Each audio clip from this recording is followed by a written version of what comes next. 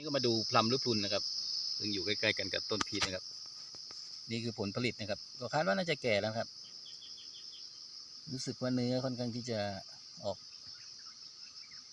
นิ่มๆแล้วนะลูกนี้เป็นลูกที่ติดแรกๆสุดเลยนะฮะเดี๋ยวเราจะเก็บดูนะครับเก็บแล้วก็ไปชิมดูว่าคุณภาพจะเป็นยังไงแต่ถ้าคุณภาพดีนะครับเราก็จะ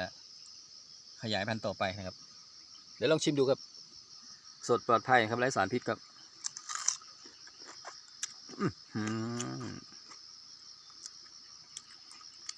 เป็นพลัมเนื้อแดงครับ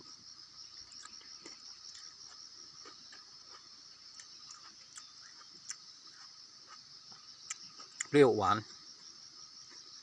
อันนี้ถือเก็บสดๆนะครับเก็บสดๆกินกันสดๆนะครับกินต้นเลยใช้ได้ครับกรอบรู้หรือ